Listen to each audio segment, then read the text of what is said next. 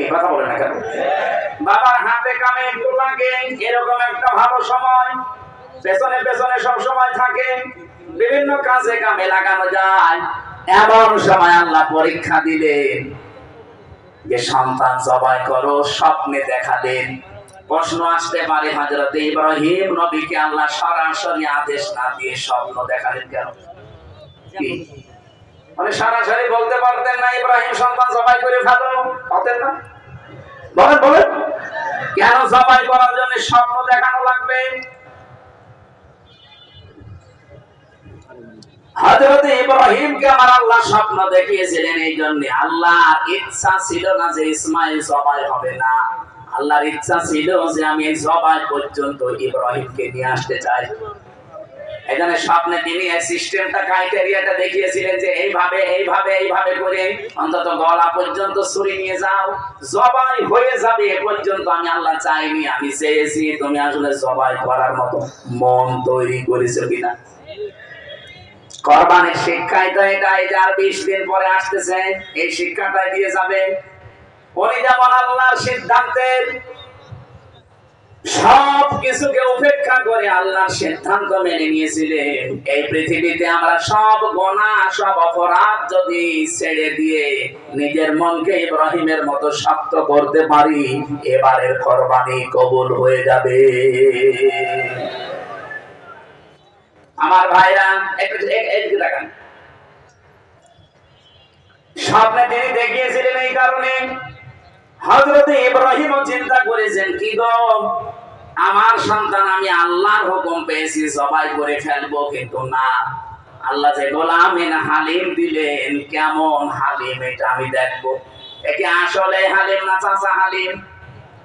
চাচা হালিম বিক্রি হয় না বলে এখান থেকে মামা হালিম, মামা চাচা হালিম না, এই গোলামিন হালিম। তিনি পরীক্ষা করার জন্য বললেন ইয়া আবাতি ফাআল মা তুমার সাতাজিদুনি ইনশাআল্লাহু মিনাস সাবিরিন। আমি স্বপ্নে দেখলাম তোমাকে জবাই দেব, এখন তোমার রায় বলো। হযরত ইসমাঈল কেমন হালিম ছিলেন, তিনি ডাক দিয়ে বলেছেন হে আমার সম্মানিত পিতা, যা আদিষ্ট হয়েছেন আপনি পালন করেন, আপনি আমাকে ধৈর্যশীলদের মধ্যে পাবেন। শুধু ধৈর্যশীল পাবেন, তাহলে সাবের বলতেন, তিনি সাবিরিন বলেছেন বহু বছর। তাফসীরে ফিজিলাতুল কোরআন সাইয়্যিদ কুতুব লিখেছেন তিনি সাবিরিন বললেন কেন? এই কারণে তিনি সাবিরিন বলেছিলেন, কারণ সাবের বললে নিজের ভেতরে একটা আমিত্ব অহংকার আসতে পারে যে আমি শুধুমাত্র ধৈর্যশীল, এরকম পরীক্ষা দুনিয়ার কেউ দিতে পারে না। তিনি সাবিরিন বহু বছর লাগিয়ে বাবাকে জানিয়ে দিলেন, বাবা আমি নিজেকে অহংকার মুক্ত করে বলছি, আমার মতো বহু ইসমাইল দুনিয়ায় আছে, তারাও ধৈর্যের পরীক্ষা দিয়েছে, আমি তাদের ভেতরে একজন, আমার কোনো অহংকার নেই। এতটুকু মানুষ মাত্র 14 বছর বয়স, নিজেকে অহংকার মুক্ত করার জন্য কি সাবধানে কথা বলছেন। আর আমরা অহংকার আছে না নেই? যে যখন চেয়ারে থাকে সে তখন গিয়ারে থাকে। এটা আমি চেয়ারে আছি, আমি কিন্তু গিয়ারে আছি। হাই সাহেব চেয়ারে আছে, উনিও এখন গিয়ারে আছে। শওকত সাহেব এখন চেয়ারে আছে, উনিও গিয়ারে আছে। মনে করছে চেয়ার থেকে আর নামা লাগবে না, অথচ আমরা যখনই চেয়ারে বসেছি চেয়ার আমাদেরকে জানিয়েছে হামজা বেশিক্ষণ না, 1-1.5 ঘন্টা। কি কথা বলছেন? এরপরে কিছুক্ষণ পরে তাহাজ্জুদের নামাজ শুরু হবে, এরপরে ফজরের নামাজ আরো গুরুত্বপূর্ণ। সুতরাং সারা রাত নাই, চেয়ারের মেয়াদ মাত্র 1.5 ঘন্টা। পৃথিবীর কোন চেয়ার কারোর জন্য স্থায়ী না, শুধু একটা চেয়ার। ওয়াসিআ কুরসিয়ুহুস সামাওয়াতি ওয়াল আরদ ইলা আখির আয়াত। আল্লাহ পাক বলেন আসমান জমিন পরিব্যাপ্ত একটা চেয়ার আছে, ওই চেয়ারের মালিক কে? ওইটার কোনো পরিবর্তন নেই। তাছাড়া দুনিয়ায় যত দামি চেয়ার হোক, যত বড় চেয়ার হোক, চেয়ারে যারা বসবে এ কথা মনে করে যেন বসে যে আমার নামা লাগবে। চেয়ার মানে যে চেয়ারে চেয়ারে চেয়ারের কথা বলছি, অনেকে মনে করছে না এখন যারা উপদেষ্টা আছে ওই চেয়ার, ও চেয়ার কি নামবে ওরা? আমার জন্য বসেছে। দেখেন নাকি চেয়ারের গরম, যে যখন চেয়ার পেয়েছে সেই তখন পাল্টিয়ে গেছে। চেয়ারের গরমে কি বলতে যে কি বলে নিজেও টের পাচ্ছে না। এই যে মাহফুজ আলমের দিকে তাকান, চেয়ারে থাকার আগে আপনি দেখেছেন সে চেয়ারে থাকার আগে মানুষের কাছে টাকা ভিক্ষা করে পর্যন্ত খাবার খেয়েছে, মানুষের মেসে থেকে খাবার খেয়েছেন, নিজের টাকা ছিল না বাবার, অথচ সে চেয়ারে পেয়ে এমন গিয়ারে আছে, শুধুমাত্র গিয়ারে নেই, কোথায় সে 71, কোথায় 47, কোথায় 52 ওগুলো টানতেছে। কেন তুমি 24 আনতে পারো না? আমি 71 সাল তুলে আনতেছেন আমার সামনে, আমি 71-এর কি বুঝি? আমার এখন 33 বছর, 92 সালে আমার জন্ম। 71-এ তোমার বাবা কেবল মায়ের পেটে এসেছিল, আপনি কেন 71 টান দেন? 71-71-এর চেতনা নিয়ে টান দিয়ে দিয়ে তো হাসিনা বলেছে। আমি একটা জরিপ পেয়েছিলাম, নাকি এটা বলা ঠিক হবে? বলেন মানে কি? আপনি না বললে আমি বলবো, আমার কপালে যা আছে। আজকে এটা পাচ্ছিলাম আমি আসার সময়,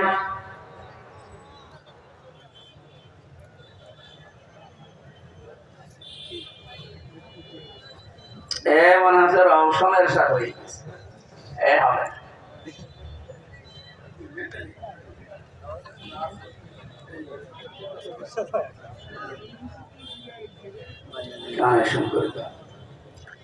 সুবহানাল্লাহ ওয়ালহামদুলিল্লাহ লা ইলাহা ইল্লাল্লাহ, সুবহানাল্লাহ ওয়ালহামদুলিল্লাহ লা ইলাহা ইল্লাল্লাহ, লা ইলাহা ইল্লাল্লাহ মুহাম্মাদুর রাসূলুল্লাহ। ভাই রাগ করবেন না, এটা সত্য কথা বলে বলছি, না বলতাম না। 7 জন বীরশ্রেষ্ঠের মধ্যে একজন আওয়ামী লীগের ছিল না, এটাকে আমি বানিয়েছি ইতিহাস। 11টি সেক্টর কমান্ডারের ভেতরে একজন আওয়ামী লীগের ছিল না। 68 জন বীরোত্তমের ভেতরে একজন আওয়ামী লীগের ছিল না। 30 লক্ষ শহীদের ভেতরে আওয়ামী লীগের একজনও বড় নেতা আপনি নাম পাবেন না। তাহলে আওয়ামী লীগ যুদ্ধটা করলো কোথায়? এটা জানতে চেয়েছেন ডক্টর কামাল হোসেন, আপনি জবাব দেন। আপনি যে চেতনা বিক্রি করলেন এই 15.5 বছর, একটাও তো পেলাম না। এমনকি মুক্তিযুদ্ধ বিষয়ক মন্ত্রী যারা দিয়েছে অকর্মা মোসাম্মেদ, অকর্মা মোসাম্মেদ, সেই লোক নাকি মুক্তিযোদ্ধা না, ভুয়া মুক্তিযোদ্ধা। এ পাগলে এমন তালিকা করেছে, যাদেরকে আপনি যুদ্ধ অপরাধী বানাবেন তাদের না বানিয়ে সব বানিয়েছে আওয়ামী লীগের আর বিএনপি। আরে ভাই, আপনি যদি জামাতের 1000 দিতেন তাও এই দেশের মানুষ বলতো এটা ঠিক আছে। জামাতের মাত্র দিয়েছে 37 জন, তার 13 জন মরে গেছে।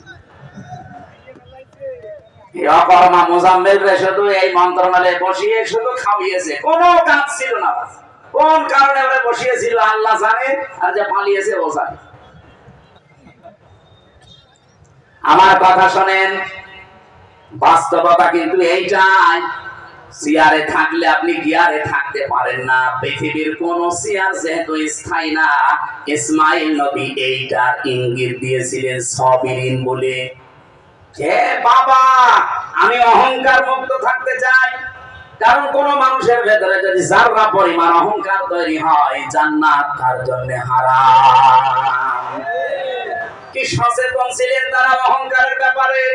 এত বড় কঠিন পরীক্ষায় অবতীর্ণ হতে যাচ্ছেন, তারপরও তিনি নিজেকে বাঁচিয়েছেন।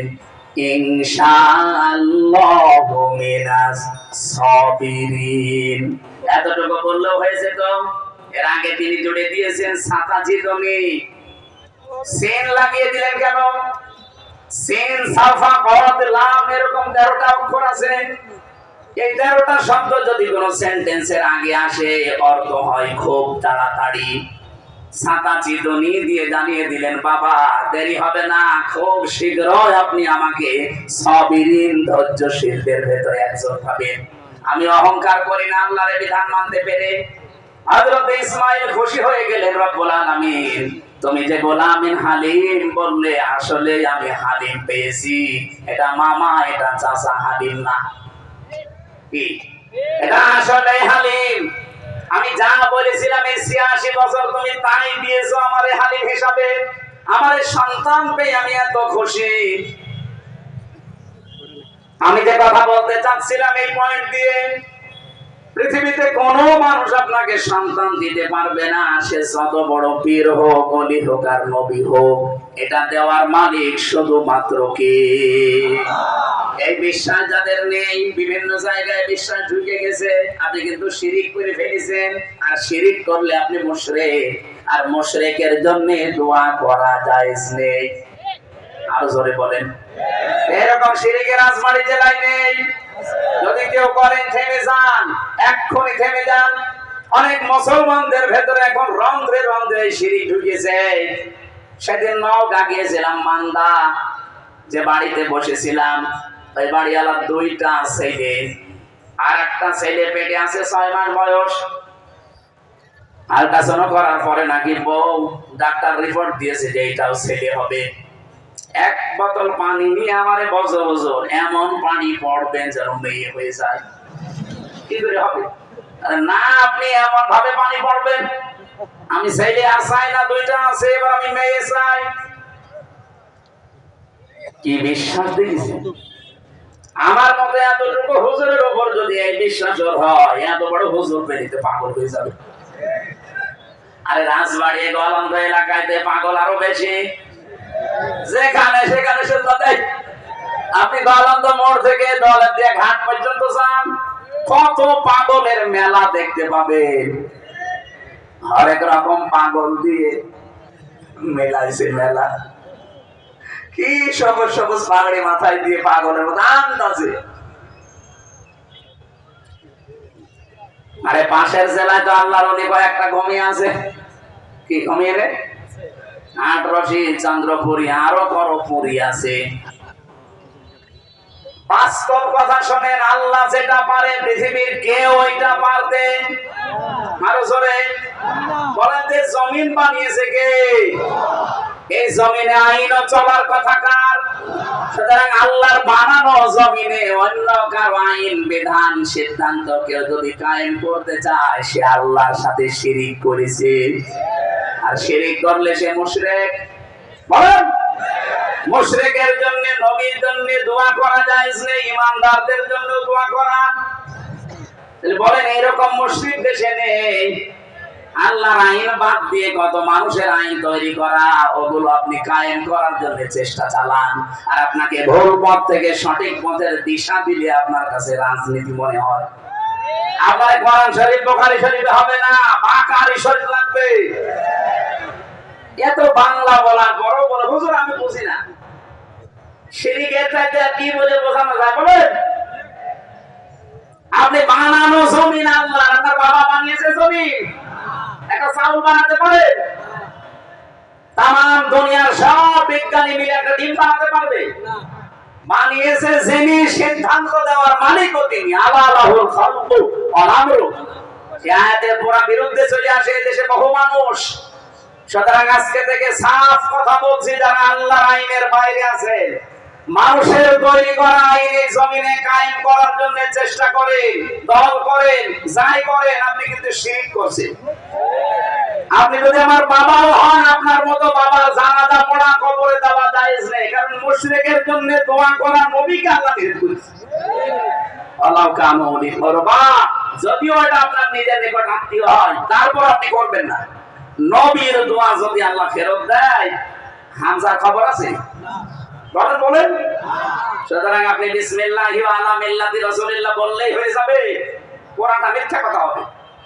এখানে যে জিনিস আপনার না, ওইটা যারা দখল করে নিজের আয়ত্তে রেখে দিয়েছে, এটা ফেরত দেওয়া লাগবে। এলাকায় কারাই চরিত্রের আছে, তারা কালকেই লোকের জিনিস ফেরত দেবে। কারা কারা দেবেন হাত তোলেন তো। এক যুগ কাঁটা মেরে খাইছো।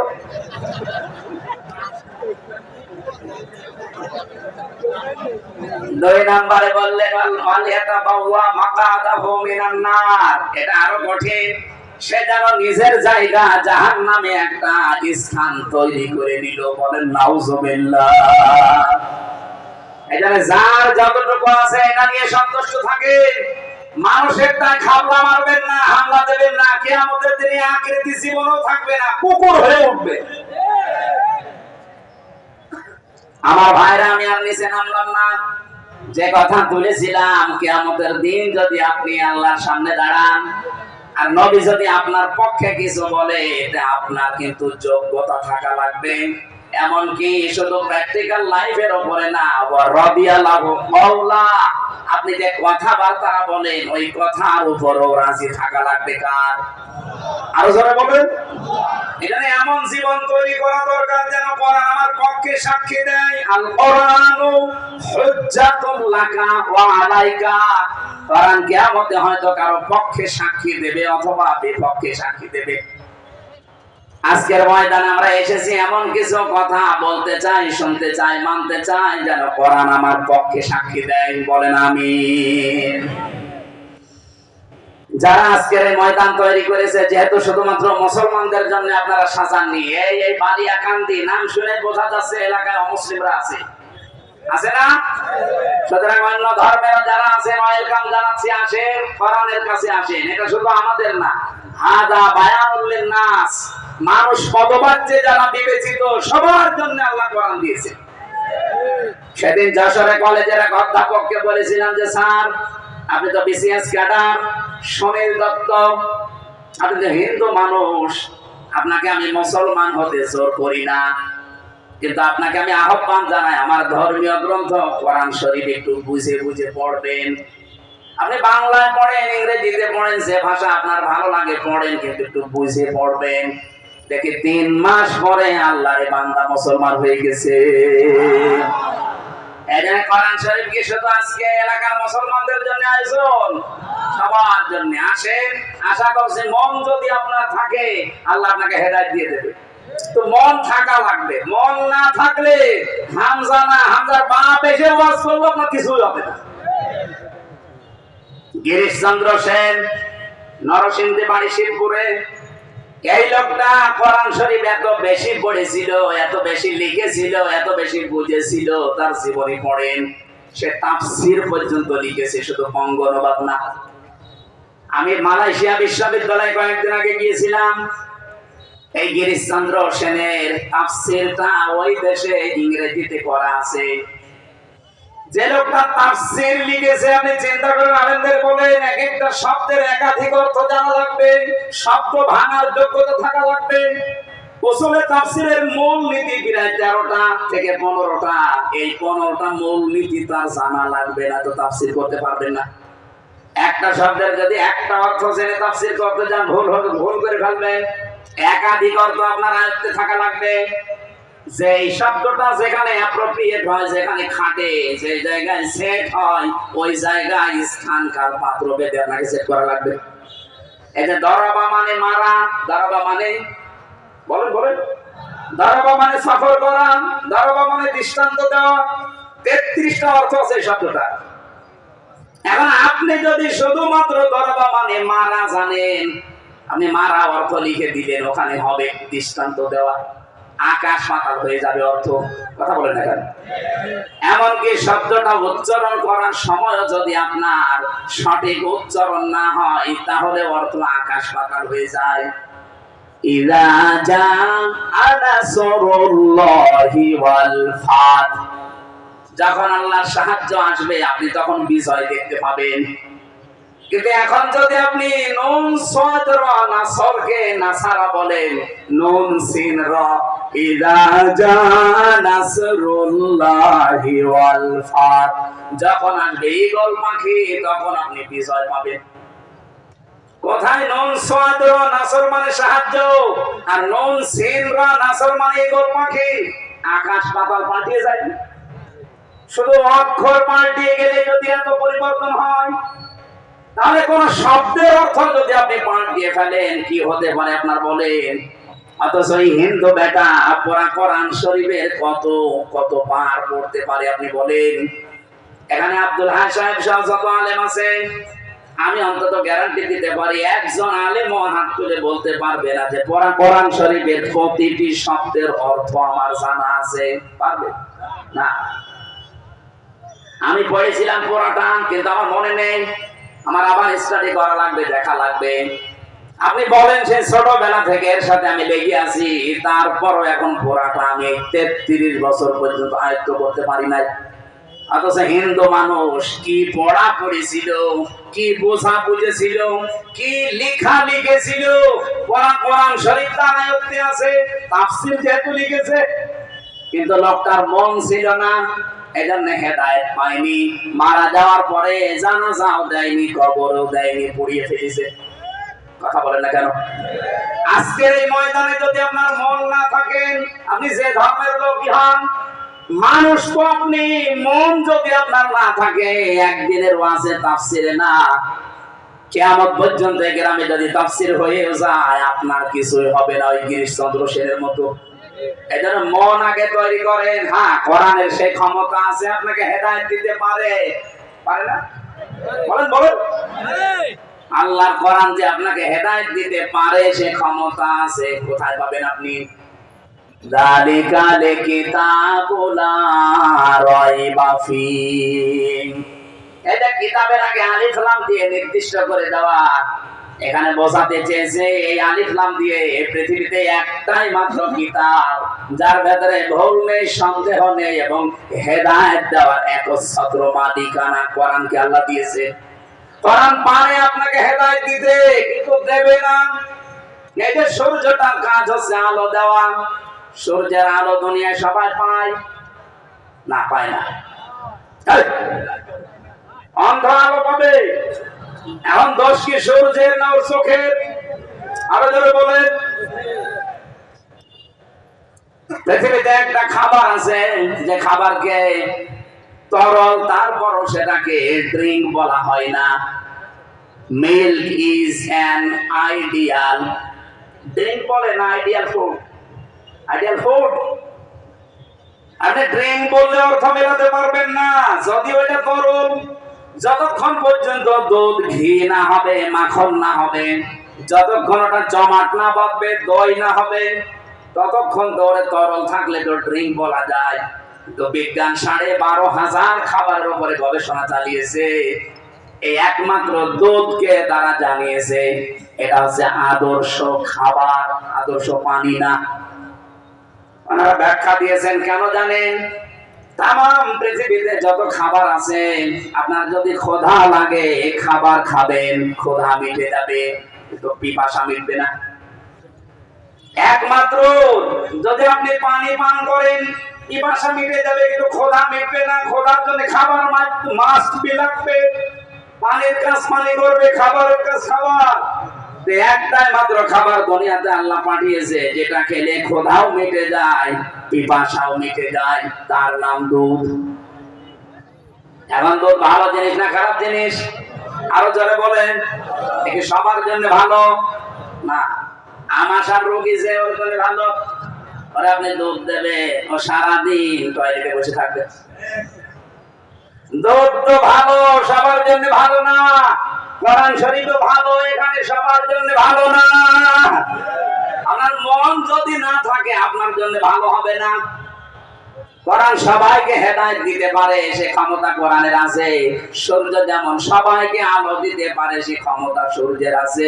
কিন্তু যার চোখ খারাপ, এ দোষ সূর্যের না, এ দোষ তার চোখের। কথা বলেন ঠিক কিনা? পেট ভালো না যার, তার যেমন দুধে কাজ হয় না।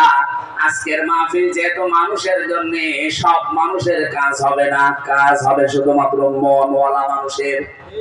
এটা আজকে এখনই মন তৈরি করে যে আজকে যা বলবে এখন থেকে এটা আমার জন্য। আপনি অন্যদিকে টেনে নিয়ে যাবেন না, বলবেন আমার জন্য। আমরা সেই নিয়ত নিয়ে এই কথা বলতে চাই, ইনশাআল্লাহ। আরো যারা বলেন ইনশাআল্লাহ। সূরা আলে ইমরানের 104 এবং 105 দুইটা আয়াত পড়েছি। আমার এই মাথার ভেতরে এই দুইটা আয়াত সম্পর্কে যত কথা আছে, আমার তো মনে হয় যদি কিয়ামত পর্যন্ত আল্লাহ হায়াত আমাকে দেয়, কিয়ামত এসে যাবে, আয়াতের কথা শেষ হবে না। এত কথা আয়াতের ভেতর থেকে আমি নিজে নিজে বের করেছি, কোরআন থেকে, তাফসীর থেকে, একেবারে অথেন্টিক ভাবে আপনাকে আমি জানাচ্ছি। মন দিয়ে কান খাড়া করে শুনবেন, আগে জবান ছেড়ে দিয়ে কোরআনের আয়াতটা একটু পড়েন। আউযু বিল্লাহি মিনাশ শাইতানির রাজিম, বিসমিল্লাহির রহমানির রহিম। ওয়ালতাকুম মিনকুম উম্মাতুন ইয়াদউনা ইলাল খায়র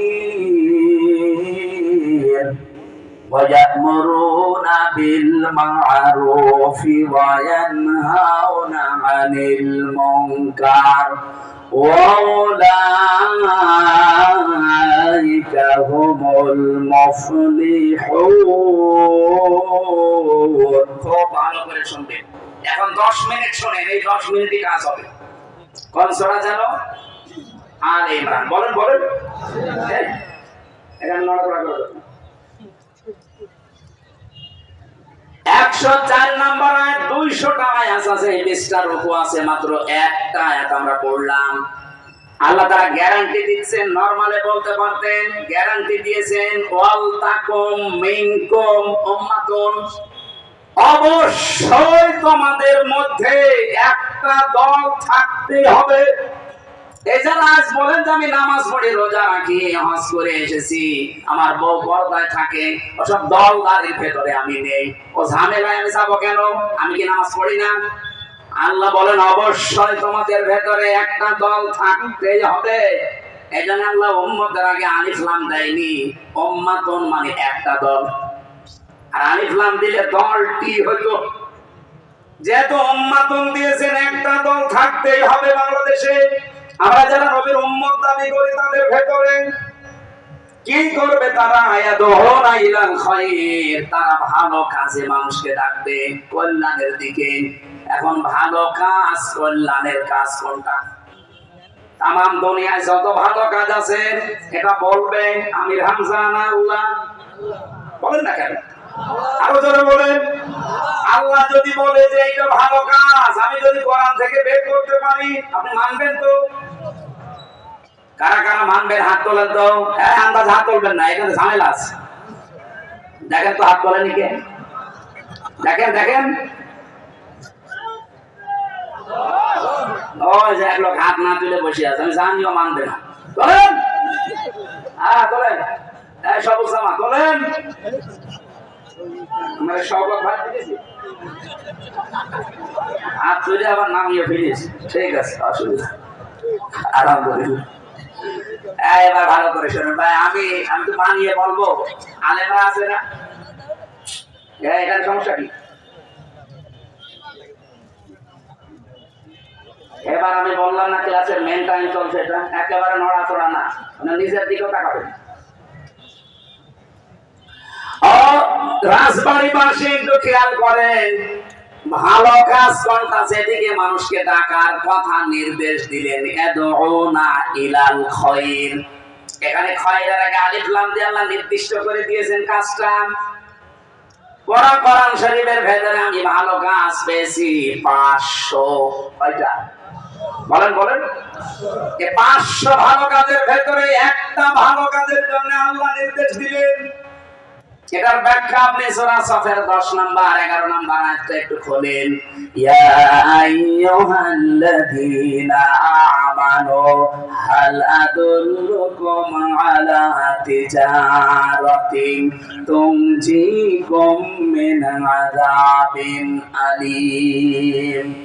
ওহে যারা ঈমানের দাবি করো, আমি কি এমন একটা ব্যবসার দিকে তোমাদের ইঙ্গিত দেব, দালালাত করব, বলে দেব, সন্ধান দেব, যে ব্যবসাটা করলে জাহান্নামের আগুনে যাওয়া লাগবে না, কঠিন যন্ত্রণাদায়ক আযাব থেকে তোমরা বেঁচে থাকতে পারবে। কি সেই ব্যবসা? মূলধন হিসাবে কয়েকটা জিনিস আমি ঘোষণা দিলাম। ব্যবসা করতে যেমন মূলধন লাগে, নাই তো ব্যবসা করা যায় না। আল্লাহ পাক বলেন যে জাহান্নামের আগুন থেকে বাঁচতে হলে ব্যবসা করা লাগে। এই ব্যবসার মূলধন তিনটা। তো মুমিনুনা বিল্লাহি ওয়া রাসূলিহি ওয়া তুজাহিদুনা ফি সাবিলিল্লাহ বিআমওয়ালিকুম ওয়া আনফুসিকুম যালিকুম খায়রুল লাকুম ইন কুনতুম তা'লামুন।